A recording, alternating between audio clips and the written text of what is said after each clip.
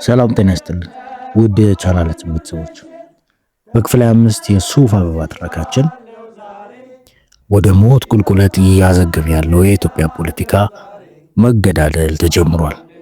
በዚህም መንግስቱ የግድያ ሙከራ በኋላ ዳሮች ተገድለዋል።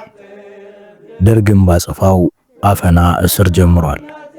መገዳደሉ ቀጥሎ ትምህርት ቤት ውስጥ በተነሳ ጠብ የቢታንያ ታናሽ ወንድም ሕፃኑ ሚካኤል በጩቤ ተወግቶ ተገድሏል። ቀጥሎስ ምን ይፈጠር ይሆን? ክፍል 26ን አብረን እንከታተል።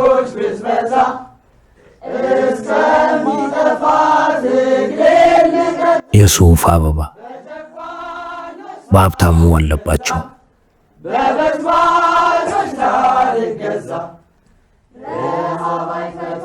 የጥቅምትና ህዳር ወራት እስከ አጋማሹ ድረስ ያለው ጊዜ ብዙም ለውጥ አላመጣም። የፖለቲካ ገሞራው የመስከረሙን ዝንባሌ ይዞ ቀጥሏል። የእያንዳንዱ ቀን ምሽት የምጥ ሲቃ ይዞ ይመጣል። የእያንዳንዱ ቀን ማለዳ የለቅሶና የዋይታ ድምፅ ያጅበዋል። ጸጥ ብሎ የዋለው ቀን ጸጥ ብሎ አያመሽም። አዲስ አበባ በጥይት ጣጣታና በመትረየስ ድምድምታ ትናጣለች። የሟችና የገዳይም ጥምረት ያው የመስከረሙን ቅያስ አልለቀቀም። ኢህአፓ ከጀርባ አድብቶ ይተኩሳል። ደርግና መኢሶን ይወድቃሉ። ከኢህአፓ ስኳድ አባላት የሚያዘው ይያዛል፣ የሚያመልጠው ያመልጣል። ሞትና ለቅሶ መደበኛ የዕለት ውሎ የሆኑ እስከ መለመድ ደርሰዋል። አረም ምንድነው ጎበዝ? አረም የምን እልቂት መጣብን? እናቶችና አባቶች በየቤተ ክርስቲያኑ በየገበያው በተገናኙበት ቦታ ሁሉ ይጠያየቁና የሚያረካ መልስ ሳይለዋወጡ ከንፈራቸውን እየመጠጡ ይለያያሉ። የድርጅቴ አድብቶ የመግደል እርምጃ ቀስ በቀስ መልኩን እየቀየረ መጣ። የሲቪክ ማህበር የምንለው ኢላማ በራሱ ታጣቂ አሃዶች ግድያውን ተቀላቀለ። ለደርግና ለመኢሶን ወገኑ የተባሉ የኢሰአማ መሪዎችን ኢላማ አደረገ። ቢሮአቸው ውስጥ ቁጭ እንዳሉ ግንባራቸውን ብሎ ገደላቸው። ታጣቂዎቹ ተዋህደው በአንድ ፓርቲ አመራር ስር ሲገቡ ደግሞ ኢላማዎቹ ላይ ለውጥ ተደረገ። ከፍተኞችና ቀበሌዎች መታመስ ጀመሩ። ከመስከረሙ በላቀ ቁጥር በርካታ ሰዎች ወደቁ። እግዚኦ መሐረነ አድኅነነ ከመዓቱ ቤተ ክርስቲያናት የምልጃ ጸሎት አስተጋቡ። ግድያው በቀጠሉት ወራት ሌላም ለውጥ አሳየ። የመገዳደሉ ወረርሽኝ ከአዲስ አበባ ወጥቶ ወደ ክፍለ ሀገር ከተሞች ተዛመተ። ጎንደር፣ ደሴ፣ አስመራ፣ ሐረርና ሌሎች ከተሞች በመገዳደል ትርኢት ተጨነቁ። ግቢ ነፍስ ውጪ ነፍስ አቃሰቱ። የኢትዮጵያ ቴሌቪዥን፣ ሬዲዮና አዲስ ዘመን ጋዜጣ የሞት ዜና ማሰማት የተለመደ ተግባራቸው ሆነ። የሟቾች ፎቶግራፍ ይታይና የህይወት ታሪካቸው ይነበባል። የአዲስ አበባ ሟቾች ለአብዮታውያን ሰማዕታት በተዘጋጀው የቅዱስ ዮሴፍ ቤተክርስቲያን ልዩ ቦታ ይቀበራሉ። ህዝቡ በተለይ ወጣቱ የኢህአፓ ስኳዶች ሰው የገደሉበትን ቴክኒክ አስገራሚነት ይነጋገራል። የደርግ መኢሶን ባለስልጣናት፣ ካድሬዎችና ደጋፊዎች መግቢያ መውጫ አጡ። እንዴት ነው? በቃ በአገሩ መንግስት የለም ማለት ነው? ህዳር ላይ በህዝቡ መካከል የሚነሳው ጥያቄ ቅላጼው ተቀየረ። ቀበሌዎችና ከፍተኞች ህዝቡን እየሰበሰቡ እዩልን፣ ስሙልን፣ ልብ በሉልን ማለቱን ተያያዙት። በአንዳንድ ቀበሌዎች የድርጅታችን ስኳድ አባላትና መሪዎች በጥቆማ ተያዙ። በሻለቃ መንግስቱ ግድያ ሙከራ መቺ ጓድ ሆነው ከተሰለፉት 5 ሰዎች 4ቱ ተይዘዋል። ጎይቶም ለባሲና መምህር በላይነህ ሊያመልጡ አልቻሉ። ጎንደርና ባሌ ጎባ ከጥቆማ አልፎ በድንገተኛ አሰሳና በአፈሳ ማሰርና በሚዘገንን ጭካኔ መመርመር ተጀምሯል። ደርግ አዲስ አበባ ውስጥ ብቻ በመከላከል ጥረት ላይ ነው። የሱፍ አበባ አያሌ የሱፍ ትሬዎቿን አጣች። መሳለሚያ የኛ ገራዥ ያለበት ቀበሌ ከትናንት ወዲያ ሰላማዊ ሰልፍ ጠራ። ኢህአፓንና የግድያ ዘመቻውን ለመቃወም መጠራቱ በግልጽ ተነግሯል። ቤታንያን አስተኝቼ እኔም ተገኘው። የተጻፉት መፈክሮች አስፈሪ ነበሩ።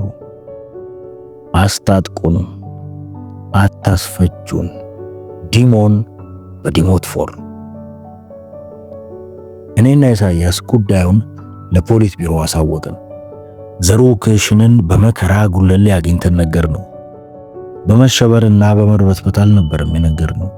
የተተነተነ ሐሳብና ስለ ሰልፍ ውጤት የመሰለንን መላምት በስርዓት ይዘን ነው የሄድነው። አብዛኛውን የውይይቱን ጊዜ የያዝነው እኔና ዘሩ ነበርን። ትንሽ ቆይቶ ተስፋዬ መጣ።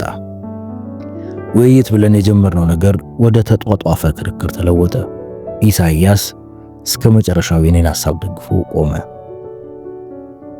እመኑኝ፣ ደርግና መኢሶን በገንዘብና በማስፈራራት ከሚያስወጡት ስብስብ ውጪ ከህዝቡ ኢህአፓን ለመቃወም አምኖበት የሚወጣው ሰው ከ10 ሰው ሊበልጥ አይችልም። ታያላችሁ። ዘርኡ ድርቅ አለ። የማነጋገረው ሰው ያ የድሮ ማውቀውና ማከብረው ዘሩኩሽን አልመስላል። ያቺ ችኮላይ ብቅ ብላብኝ ተሳስችም እንዳሁን ሰጋው። የሚያሳምን ነገር ደግሞ አልሰማው። ሲገባኝ መሪዎቻችንን መስራቾች፣ አንጋፋዎች ምናምን እያልን የማይሆን መንገድ አስይዘናቸዋል። ድርጅታችን የያዘውን የቁልቁለት መንገድ አብረን ማፋጠናችን ተሰማኝ። አድርባይነት ምን ያክል እንደጎዳን ያወቅኩት አጥቅቶ መከላከል ስልት በድምጽ ብልጫ የጸደቀችለት ነው። ብልጭ አለብኝ። በዝምታል ማልፍበት ጊዜ አንድ ቦታ ላይ በተለይ ደግሞ አሁን መቆም አለበት ብዬ ወሰንኩ። አይ ጓድ ዘሩ ያልከው ነገር ጨርሶ የማያሳምን ነው። አንተ የምትለው አይነት ስሜት አይደለም በህዝቡ መካከል እየተንሸራሸረ ያለው። ራስን ማታለል እንዳይሆንብን እኔ ስጋት አለኝ። ፈርጠም አልኩ። ቃላቴ እንደዚህ ከራሉ ብሎ የጠበቀ አይመስለኝም። የፊቴንም መለዋወጥ ሳያጤ ነው አልቀረም። ዞር ብሎ አተኮረብኝ እና ህዝቡ ኢህአፓ በቀንደኛ ጠላቶቹ ላይ እርምጃ መውሰዱን ከልብ ይቃወማል ብለህ ነው የምታምነው? ጓዳ አላምር፣ እስቲ አስረዳኝ። እሱም ጠንከር አለ። እንዴ ምን ማለት ነው ዘሩ? እኔ የኢትዮጵያ ታሪክ ከኢህአፓ ይጀምራል ብዬ አላምንም። ህዝቡ በዘመናት የጦርነት ትዝታዎች ተኮትኩቶ ያደገ ህዝብ ነው። ስለ ጦርነትና ሰላም ያዳበራቸው እሴቶችም አሉት። ጦርነት ለትክክለኛ ፍትህ ሲሆን የሚዘምት ህዝብ ነው። ጀግናን ያደንቃል፣ ያወድሳል፣ ይታዘዛል። ጀግና የሚለው ግን ጠላትን ፊት ለፊት ገጥሞ የሚያቸንፈውን ነው። የፈለገ የፖለቲካ ልዩነት ይኑር። ጠዋት ሰላምታ ሰጥቶ የሸኘው ጎረቤቱ ምሽት ላይ ከጀርባው በጥይት ተመቶ ሲወድቅ እንደ ፍትሃዊ ጦርነት ያየዋል ብትለኝ አላምንም። ይልቁንም የፈሪ ዱላ አድርጎ ነው የሚያየው። ትኩር ብዬ አይኖቹን ያየው ተናገርኩት። ዋ ሶመረ የሚለው ትክክል ይመስለኛል ጓድ ዘርኦ። ደግሞ ካስፈለገ የህዝብ አስተያየት ዳሰሳ ማድረጉም ይቻላል። ኢሳያስ ደገፈኝ። ዘርኡ ይናገራል ብዬ ስጠብቅ ለመናገር ብዙም የመቅደም ልምድ የሌለው ዶክተር ተስፋዬ ደበሳ ይቀደመው። ጓዳ አላምረው፣ ይህ ህዝብ እኮ ከ2 ዓመታት በፊት አብዮት አካሄዶ ስርዓት የለወጠ ህዝብ ነው። አሁን አብዮቱ በደርግና በመኢሶን ተጠልፎበት ባዶ እጁን ቁጭ ማለቱን የማያውቅ ህዝብ ነው ብዬ አላስብም። ደርግን ጠልቶ ኢህአፓን የሚደግፈው በምርቃና አይመስለኝም። የዚህ ቁጭት ውጤት ነው። ኢህአፓ ይህንን የተጠለፈ ድሉን ለማስመለስ መቆሙን በሚገባ ያውቃል ብዬ ገምታለሁ። ጠላፊዎቹ መገደላቸውን ከፖለቲካ አንጻር ዋጋቸውን አገኙ ይል እንደሆነ እንጂ ኢህአፓን ለመውጋት አስታጥቁን ብሎ ይነሳል ብዬ አላስብም። ቢኖሩም ወይ የሟች ዘመዶች አሊያም ጥቂት የደርግ ደጋፊዎች ናቸው። እኔም የማስበው እንደዚህ ነው። ኢህአፓም የህዝቡ አካል ይመስለኛል። የገዛ ልጆቹ ናቸው። ዘሩ ጨመረ። ፈጽሞ አልተቀበልኳቸው። አቀማመጤን አስተካክዬ ዘሩ ካቆመበት ቀጠልኩ። በበኩሌ ህዝቡ ኢህአፓን እንደሚደግፍ አልጠራጠርም። ኢህአፓን ሲደግፍ ግን ግድያን ይደግፋል ብላችሁ እየተረጎማችሁት ከሆነ ስህተት ነው። የቆዩ ሴቶቹን ለጊዜው እንተዋቸው። ህዝቡ እንደማንኛውም ሰብአዊ ፍጡር ስለመጪው ጊዜ እርግጠኛ ቢሆን አይጠላም። የኛ የግድያ እርምጃ ይህንን ፍላጎቱን ይጻረርበታል። በዚህ ላይ ግድያችን በጥቂት ግለሰቦች ሊቆም አልቻለም። ሂደት እንደሆነ ነው።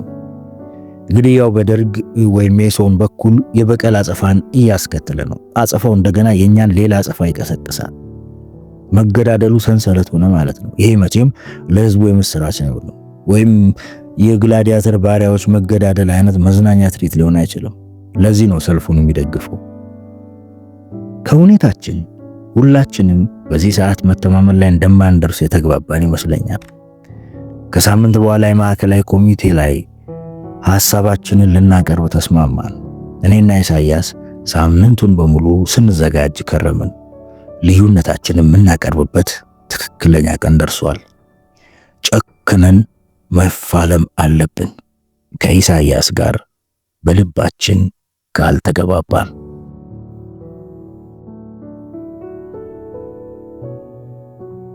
የማዕከላዊ ኮሚቴው ስብሰባ ዛሬ ምሽት በላይ ዘለቀ ትምህርት ቤት አካባቢ ይደረጋል።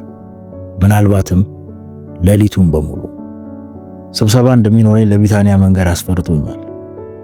ደግነቱ ያንን ቢጫ ቦርሳ ይዛ መምከልከል እርግፍ አድርጋ ትታለች። ትሞትብኛለች ከሚለው ጭንቀት ወጥቼ ነው የቀረምኩት። የሚካኤል በሜሶን ደጋፊዎች መገደል ይህንን መረጋጋቷን ለውጦ ለበቀል ያነሳሳት ይሆናል ብዬ ሰግቼ ነበር። የሚካኤል ሞት ከዝምድናው በተጨማሪ ሐዘኗን የሚያባብስባት ምክንያት ነበሩ። ወይዘሮ ማስተዋልማ እብደት ጫፍ ላይ ደርሰው በመከራን የተመለሱት እየተረጋጉ የመጡት የቢታንያን ማምረር ሲያዩ ይመስለኛል። ቤቲ ፀጉሬን ካልተላጨው ብላ አስቸግራ ነበር። በጭራሽ የማይሆን ነገር ነው። እሳቸው በብዙ ሽምግልና ነው ሐሳቧን የቀየረችው። ሙሉ ጥቁር ልብስ ብቻ ለብሳ ሰነበተች። እሷ ስትረጋጋ ካዩ በኋላ ግን ሐዘኑ ተመልሶ የጠብሳቸው ገባ። ፎቶግራፉን፣ ልብሶቹን፣ የመማሪያ ደብተሮቹን ሲያዩ ይቀሰቀስባቸዋል። ቤቱ ሲያስጠላቸው ወደ ኮተቤ ዘመዶቻቸው ይሄዳሉ። አንዳንዴ ሳምንቱን እዛው አሳልፈው ይመጣሉ። ማሚ ይሄ መጥፋት አልበዛም? ቢታንያ ነገሩ ሲያሳስባት ጠየቀቻቸው። ምን አድርግ ብለሽ ነው ቤትዬ? በሰው እጅ የተገደለ ዘመድ ኖሮኝ ስለማያውቁ ነው መሰለኝ። መልመዱ ከበደኝ። ከእንግዲህ እንኳን አልጠፋ። አሁን ትንሽ ቅልል ብሎኛል። አንድም ቀን ከጎኗ ተለይቼ አላውቅም። በአንድ በኩል የሚካኤል ሞት እኔንም ከአንጀቴ ያሳዝኖኛል፣ ልካፈላት ይገባኛል። በሌላ በኩል ሞቱ ለበቀል አላነሳሳትም። ሙሉ ጊዜዋን ቤት ነው የምታሳልፈው።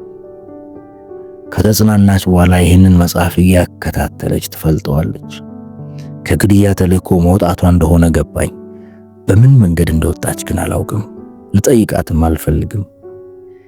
አንድም የኔ ምክር አሳምኗት በራሷ ጊዜ እምቢ ብላለች፣ አሊያም የታጣቂ ክንፉ በራሱ ምክንያት አስቆሟታል፣ ወይም በራሷ ጥያቄ ለመተው ተፈቅዶላታል። እንዲህ ያለች ግን አልመሰለኝም። ስራ ቀይራ እያየኋት ነው። በጣም ብዙ ሰነዶችን ነው የምትመረምረው። በፈለገው መንገድ ይሁን፣ ዋናው ግልግሉ ነው። እውነተኛ ሰላሜን አገኘው።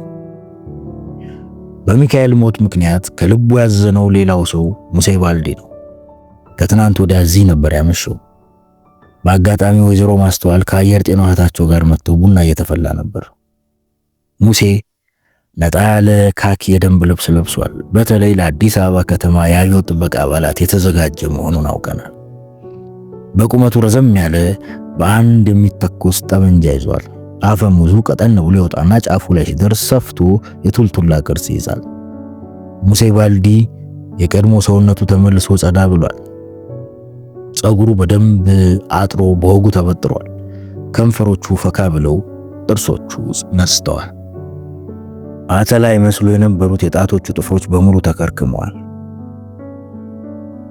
ሙሴ ባልዲ አሁን ጎበዝ ሁን። እንዲህ አምሮብህ እንደ ድሮ ቂጥህን ጥለህ መንገላወድ የለም። ሚስት አግባ፣ ቆንጆዋን ሽመል የመሰለችዋን መርጠህ አግባ። ውለድ፣ ክበድ፣ ቁም ነገረኛ ሁን። ወይዘሮ ማስተዋል መከሩት። ማዘር ሁሉም ነገር በእርሶ ላይ የሆነ ነው። የወለደች እናት ማታደርገውን ያደረጉልኝ። ምስክር ያጡት ጓደኞቼማ ፖሊስ ሆነው ክፍለ ሀገር ተላኩ። በ3 ወር ስልጠና አንደኛ ዙር ብለው አስመርቀው ላኳቸው። ችግሩ በሄዱበት ቦታ ሁሉ ህዝቡ ዱርዮች የነበሩ መሆናቸውን ወሬው ቀድሞ ሰምቶ ጠበቃቸው። ስራ ሲጀምሩ እንዴት አድርጎ ይመናቸው? በዚህ ላይ ያው መቼም ባህሪ አይለቅም። እነርሱም ዱርዩነቱን ቢስ አይላቸው አልቀረም። መልከስከሳቸውን አልተው። የኤግዚቢት ገንዘብ ሲገኝ ላስ ያደርጉታል። ጎንደርማ ስም አወጡላቸው።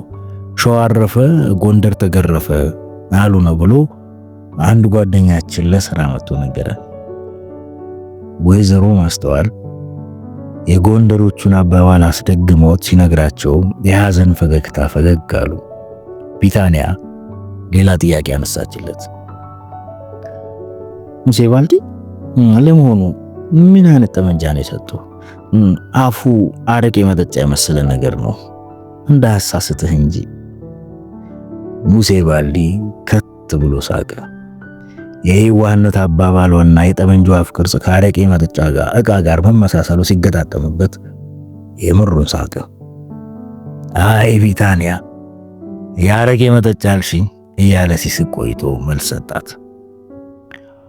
ቤቲ ጠመንጃዬ ዲሞት ፎር ይባላል።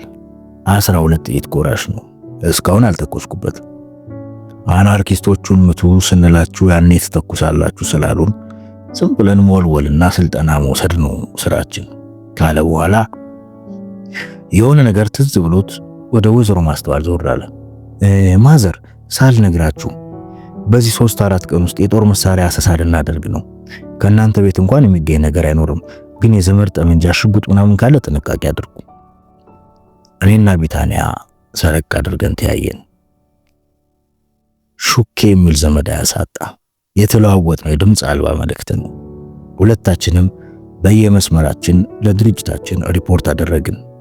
የገረመን ነገር መረጃው ለኢህአፓ አመራር ከኛ በፊት ሳይደርስ ማግኘታችን ነው። የመረጃና ደህንነት መዋቅሩ ተጠሪ ክፍሉ ተዘራ ምን ይሰራል? መልሱ ለኔና ለቤቲ አሁን በጣም ቀላል ነው። የገቨርዲኒዝም ሸማ ያዳውራል። የከተማ ህይወት ወከባ ነው። ምን ጊዜ ያገኘና በተቻለ ፍጥነት ጥንቃቄ ማድረግ ስራ ሰራን። የቢታንያ ሽጉጥ ተቀብዬ ምድር ቤት አስቀመጥኩት። ሰዓቱ ወደ ምሽቱ 12 ሰዓት አካባቢ የተጣደፈ ነው። ከገራዥ ቢሮ ወጥቼ ወደ ቢታንያ አመራው። ልሄድ ነው ስላት በእነዚያ ሰይፍ አይኖቿ እንደ ዱባ ትርክክስ ታደርገኝ ታየኝ። ነገር ግን የምቀርበት ስብሰባ አይደለም። በዚህ አስቸጋሪ የጸጥታ ሁኔታ የማይገኝ እድል ነው። የሱፍ አበባይነት አንቡሬን ከወቅቱ ሁኔታ ጋር አሻሽዬ ባቀርበው ደስ ይለኛል። እድል ሳገኝ ግን አይታየኝም። ያም ባይሆን ስብሰባውን መካፈል አስፈላጊ ነው። ቤት ስደርስ ግቢው ጭር ብሎ ቢታንያ ቤቷ በር ላይ ቁጭ ብላለች። ሽታው እንደ ዮርዳኖስ ጢስ ከሩቅ የሚሸጥ ቅባት እየተቀባች ጸጉሯን ስታበጥር አገኘዋት። ጸጉሯን ከሁለት ከፍላ በግራና በቀኝ በኩል ቁልቁል ትልገዋለች። አጠገቧ ደርሼ እንደቆምኩ በድንጋጤና በጥርጣሬ አፈጠጥኩባት። ምን አባ ሞሮን የትም መሄድ መስሎ ነው የምታፈጥብ? ቀና ብላ አየችኝ። እኔ ምን አቅልሻለሁ? አንቺ ንገሪኝ። ድምፄ የራሴ አልመስልህ አለኝ። ማሚ ትሙት የትም አልሄድም።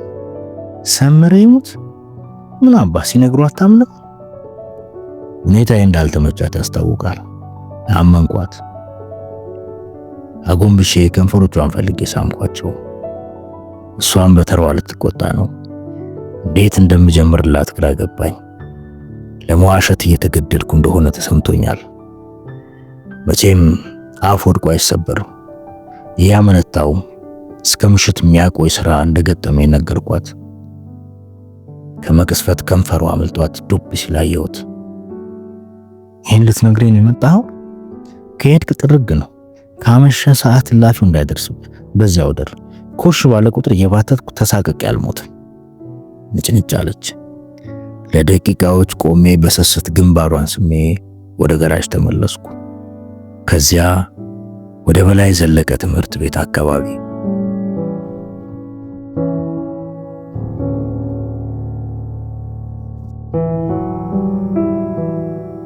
የማዕከላዊ ኮሚቴ አባላት ዘርዘር ብለው ሶፋ ወንበሮች ላይ ተቀምጠዋል። የሳሎኑ መብራት ሆን ተብሎ ስለጠፋ ከዕቃ ቤት በሚመጣው ፍሎረሰንት መብራት ሞቃታ ነው የምንተያየው። ዘርኡ በቀኝ በኩል መሃል ላይ ተቀምጧል። ወቅታዊ የፖለቲካ ሁኔታ ግምገማ የመጀመሪያ አጀንዳ መሆኑን ይናገራል። ኢሳያስ ክፍት ወንበር ሲያመለክተኝ ሄጄ ተቀመጥኩ። በቀኝ በኩል ጸሎተ ሕዝቅያስ አጠገቤ ተቀምጧል። በግራ በኩል ሴቷ አባላችን አለች። አሁንም የፊቷን ገጽ ዙሪያውን ስለሸፈነችው በደንብ አትታየኝም። ቢታንያ ጋር እንዳየኋት የተፈጠረብኝ ጥርጣሬ አልለቀቀኝም። ዘርኡ ተናገሩ ሲጨርስ የመናገር ዕድሉን ለክፍሉ ተዘራ ሰጠው። የከተማው ታጣቂ ኃይላችን በተወሰኑ የደርግ አባላትና በሜሶን ከሃዲ ምሁራን ላይ እርምጃ መውሰዱን ቀጥሏል። የአጥቅቶ መከላከል እርምጃችን በብሔራዊ የኃይል ሚዛኑ ላይ ለውጥ ማስከተሉ ምልክቶችን እያየን ነው። መኢሶን በሌሎች የደርግ ከበው በተኮለኮሉ ድርጅቶች መካከል አለመግባባቱ ተካሯል። በደርግና በኢማሌድህ መካከልም የተቆሰቆሰው ግጭት በጣም ከፍተኛ ደረጃ ላይ ደርሷል። በደርግ አባላት መካከልም ለውጥ አለ። ከድርጅታችን ጋር ግልጽ ውይይት ተደርጎ አንድ አይነት የሰላም ስምምነት የመፈረም ግዴታ ግፊቱ እየጨመረ ስለመምጣቱ መረጃዎች አግኝተናል። በዚያው ልክ ደግሞ የደርግ ወይም የሜሶን አክራሪ ወገን አጸፋ መስጠቱን ቀጥሏል። እስካሁን አዲስ አበባ ውስጥ ብቻ 132 አባሎቻችን እየታደኑ ተይዘው ታስረዋል።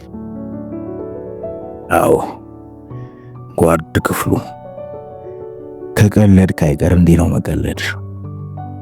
132 የሱፍ ጥሬዎች ጠብ እያሉ መሬት ላይ እየወደቁ ነው። ተመልሰው ያሸታሉ እንዳይባል የወደቁት አስፓልት ላይ ነው። እልም ያልኩ ሸታም ጨጓራዬ መጨስ ጀመረ። ከዚህ በኋላ የተናገረውን አልሰማሁትም። ዘርኡ ሌላ የሁኔታ ግምገማ ዕድል የመስጠት ፍላጎት የለውም። በዚህ ላይ በተበላሸው የጸጥታ ሁኔታ ምክንያት ጥድፊያ ይታይበታል።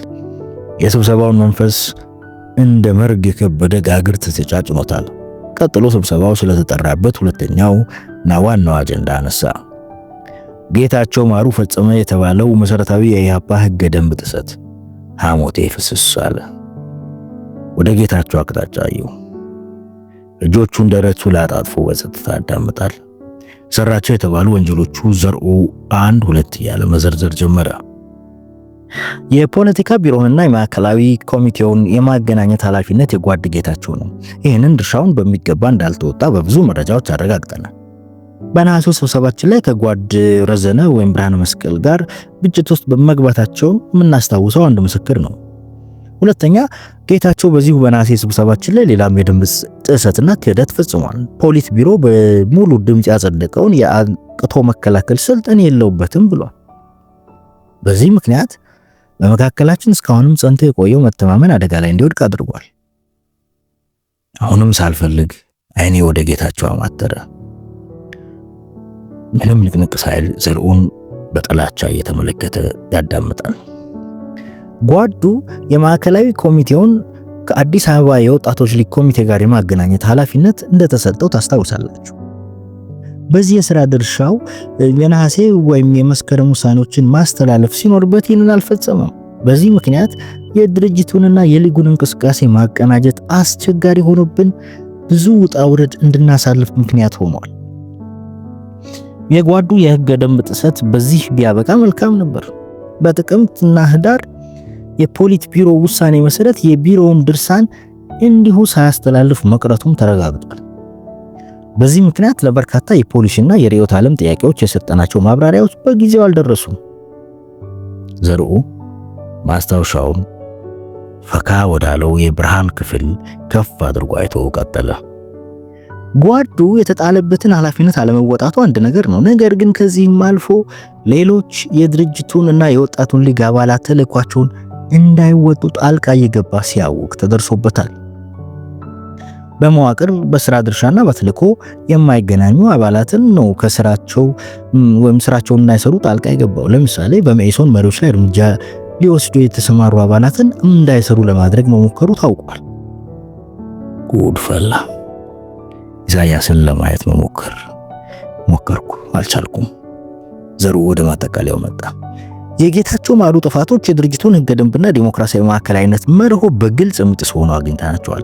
ስለዚህ ጉዳዩ ተጣርቶ በጉባኤው ውሳኔ እስከሚሰጥ ድረስ የፖሊት ቢሮ ከፖሊት ቢሮ አባልነቱን እንዲታገድ ውሳኔ አሳልፏል። ማዕከላዊ ኮሚቴው እንዲያጸድቀው ለውይይት ቀርቧል። ሐሳብ መስጠት ይቻላል።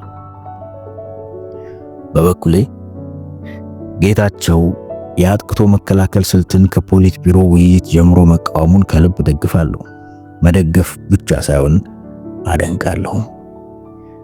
ስልቱ ፖሊሲ ሆኖ እንዳይወጣ እስከ መጨረሻው መከራከሩንም ወድጄለታለሁ። በድምጽ ብልጫ ከጸደቀ በኋላ ግን እንዳይፈጸም ጣልቃ መግባት አልነበረበትም። ይህ ስህተት ብቻ ሳይሆን ለም ያለ የፖለቲካ ክህሎት ማጣትም ነው። የተሰጠውን ኃላፊነት እንዲያውም በበለጠ ትጋት እየተወጣ ተቃውሞውን መቀጠል ነበረበት። ስልቱ በተግባር ውጤት አልባ መሆኑን በማስረጃ እያቀረበ ግድያው እንዲቆም መታገል ይገባው ነበር። ምናልባት ሰው የሞተ ይህን ማድረግ ሊኖር አልፈቅድለት ብሎ ሊሆን ይችላል። ነገር ግን ይህ ፖለቲካ ወይም የፖለቲካ መጥፎ ጎኑ ነው። ማንም ምንም ማድረግ አይችልም።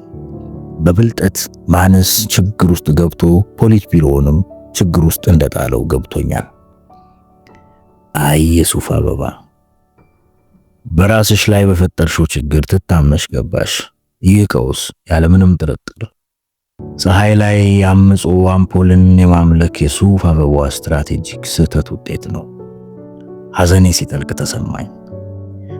የጌታቸው ማሩ ስህተት የፖሊት ቢሮና የማዕከላዊ ኮሚቴው ነሐሴ ላይ የሰሩትን ወንጀል በሌላ ወንጀል ለማረም መሞከሩ ነው። አጥቅቶ መከላከል መዘዙ በአጭር ጊዜ እየታየ መሆኑ ግን የዘርኡ የተስፋዬ ክፍሉ ሶስት ማዕዘን አመራር ሊያጤነው አልቻለም። ንዴት እንደ ግርሳት ለበለበኝ። ትኩረቴን ወደ ስብሰባው የመለስኩት ብርሃነ መስቀል እድል ተሰጥቶት መናገር ሲጀምር ነው። የፖሊት ቢሮ በጓዱ ላይ ያቀረበው ክስና የወሰደው እርምጃ ሁለት የፕሮሲጀር ግድፈቶች ያሉበት ይመስለኛል።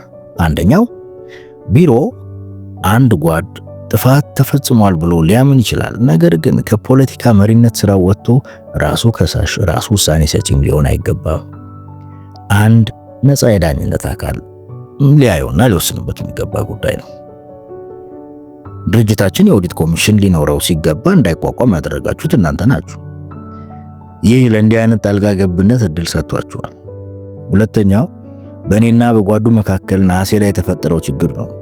ችግሩ የጌታቸው ስህተት ከሆነ ከሳሽ መሆን ያለብኝ እኔ ነኝ እንጂ ፖሊት ቢሮ እኔን ወክሎ ሊከስልኝ አይችልም። ክሱ ትክክል አይደለም። በጣም ትክክል። ውስጤ ጮኸ። ብርሃነ መስቀልን ደግፌ ለመናገር እጄን አወጣው። ዘሩ አላየኝም መሰለኝ ለዘውዱ በላይ ሰጠው። ዘውዱና ጌታቸው በደንብ ይተዋወቃሉ። ኢህአፓን ከመቀላቀላቸው በፊት በአብዮት ቡድን አባላት ነበሩ። በጓደኝነታቸው የተነጋገሩትም ነገር ይኖራል። ዘውዱ ጌታቸው ከድርጅት ፖሊሲና አሰራር ውጪ ለሱ ይነግረው የነበረውን ሚስጥር ዝቅዝቅ አደረገው። እሱ ሲጨርስ ዮሐንስ በርሄ ቀጠለ። በድርጅት ወሬ መሃል ጌታቸው እኛም እጃችንን አጣጥፈን አንመለከትም ብሎኛል። እኔና ክፍሉ ተዘራ ይህ ሲል ምን ማለቱ እንደሆነ ያብራራልን። አንቆ ያዘው። ጌታቸው መልስ ለመስጠት እድሉን አገኘ። የሥራ ብዛትንና የጊዜ ጥረትን ዋና ጉዳይ አድርጎ ራሱን ለመከላከል ሞከረ። አልተሳካለትም። የፖሊት ቢሮውን የውሳኔ ሐሳብ ተቀበለው። ከፖለቲካ ቢሮና ከማዕከላዊ ኮሚቴ አባልነቱ ታገደ። አጀንዳው አልቆ ወደ ማጠቃለያ ስናመራ ሳሙኤል አለማየሁ እጁን አወጣ። ከብርሃነ መስቀል ጋር መቼም ዓይንና ናጫ ናቸው። ጌታቸው ላይ የቀረቡት ክሶች ብርሃንንም ይመለከቱታል የሚል ሐሳብ አቀረበ። ብርሃነ መስቀልን ከማዕከላዊ ኮሚቴ አባልነቱ የማገድ ውሳኔ ብዙም ክርክር አልተደረገበትም። ኢህአፓ አምቶ የወለዳት የገዛ ልጁ ጎኑን ወጋችው። መጀመሪያ ወንበሩን ነጠቀችው፣ ቀጥላ ተደማጭነቱንና ተጽዕኖውን፣ አሁን ደግሞ መቀመጫ መደቡን። ጅል ከመውለድ ይሻላል ማስወረድ ብሎ እንደሚሆን ገመትኩ። ከዚህ በኋላ የማዕከላዊ ኮሚቴ ስብሰባ ምንድን ነው? በቃ ጥይት የሌለው ጠበንጃ። እውነት ብርሃነ መስቀልን በበኩሉ ያለ ስብሰባ መኖር የሚችል አይመስለኝም። በሚቀጥለው የማዕከላዊ ኮሚቴ ስብሰባ ክሱን ያዳምጣል፣ ውሳኔውንም ይሰማል። የአድዋ ማርያም ትርዳው እንዳልል ማርክሲስት ነኝ። በትካዜ ተውጬ አየሁት። አዎ የሱፍ አበባ እስካሁን አንድ አበባሽን በደርግ አጣሽ፣ ሁለት አበቦችሽን እነሆ በገዛ እጅሽ። ነገስ ምን ይዞልሽ መጣ ይሆን? ፍርሃት እንደ አዲስ ነገር ውርር አደረገኝ። ስብሰባው ያለ ልማዳችን በሰዓታት ውስጥ አለቀ። ከኢሳይያስ ጋር ወደ መሳለኛ አገራሽ ተመለስን።